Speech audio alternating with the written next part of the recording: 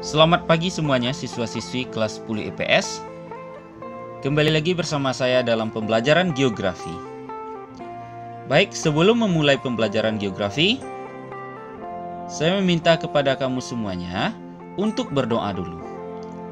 Karena dengan berdoa, kita menginginkan pembelajaran yang akan kita lakukan ini berjalan dengan lancar. Dan apa yang kita inginkan dapat tercapai dengan baik. Berdoa dimulai.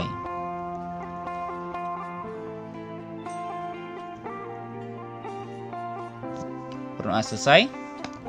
Baik, untuk di pagi hari ini kita akan mempelajari tentang mengumpulkan serta mengolah data geografi.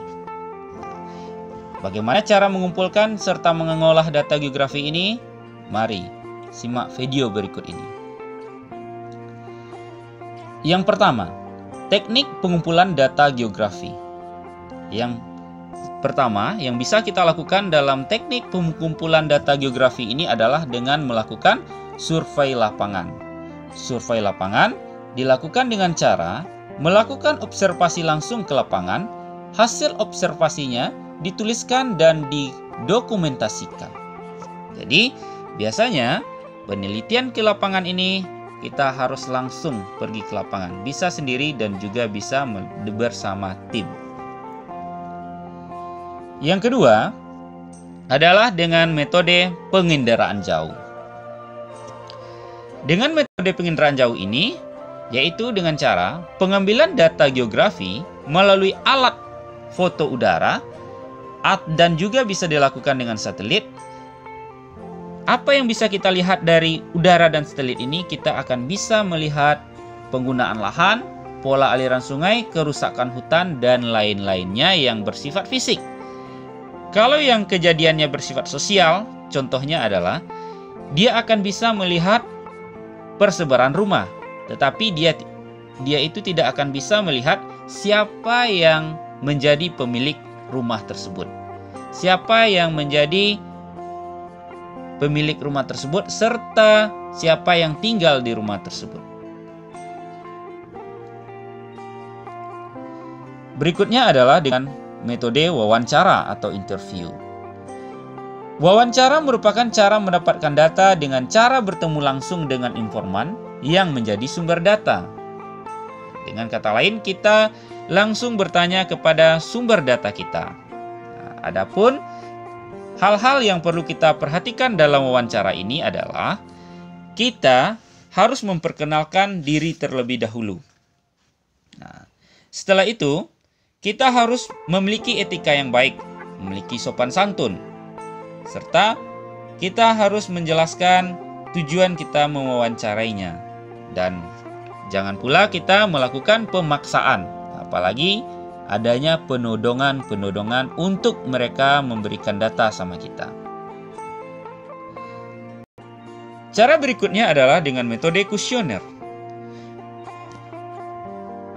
Metode kuesioner yaitu pengumpulan data tidak berhadapan langsung dengan responden dan pertanyaan hanya dapat dilakukan kepada orang yang dapat membaca dan menulis. Jadi, kuesioner ini diterapkan. Kenapa diterapkan kuesioner? Karena responden kita banyak, sampel kita banyak. Jadi kalau dia sedikit sampelnya bisa dilakukan dengan wawancara, tetapi kalau banyak respondennya akan sulit dilakukan dengan wawancara karena dia akan membutuhkan waktu yang banyak. Maka dilakukanlah kuesioner. Berikutnya adalah dengan metode studi dokumentasi. Studi dokumentasi dilakukan untuk melengkapi data geografi dapat menggunakan dokumen dari berbagai instansi seperti data kependudukan dan dari Badan Pusat Statistik, data jumlah tenaga kerja berasal dari Dinas Perindustrian. Jadi datanya telah ada. Nah, berikutnya yaitu mengenai studi kepustakaan. Dalam penelitian, studi kepustakaan itu sangat penting karena tujuannya adalah untuk menjadi dasar kita melakukan penelitian. Studi kepustakaan berasal dari teori para ahli sesuai dengan masalah yang kita teliti. Seperti contohnya, ini adalah mengenai hasil penelitian Jung Hoon, yaitu bahwa padi dan tebu itu dia hidup di daerah panas. Jadi kita kalau ingin membuktikannya lagi, apakah saat sekarang ini padi dan tebu itu masih hidup di daerah panas, kita dasarkan dengan teori dari Jung Hoon tersebut. Jadi landasan teori itu sangat penting. Berikutnya adalah analisis data geografi. Analisis data geografi ini dia ada dua. Yang pertama adalah analisis data kualitatif. Analisis data kualitatif yaitu analisis didasarkan atas logika untuk menarik kesimpulan secara logis. Hasil analisis kualitatif dapat ditampilkan melalui gambar, bagan, diagram, dan peta. Di mana tahap-tahapan dalam penelitian kualitatif ini adalah yang pertama adalah reduksi data, yaitu proses seleksi data. Yang kedua adalah display data. Yang ketiga adalah dengan menarik kesimpulan. Dan yang terakhir adalah verifikasi, merupakan mengecek kesimpulan yang telah kita ambil. Jadi intinya, penelitian kualitatif ini adalah penelitian berdasarkan deskripsi kata-kata. Metode penelitian yang kedua adalah analisis data kuantitatif. Analisis data kuantitatif yaitunya mengolah dan menginterpretasi data geografi dalam bentuk angka. Berarti perbedaannya dengan kuantitatif dalam bentuk angka.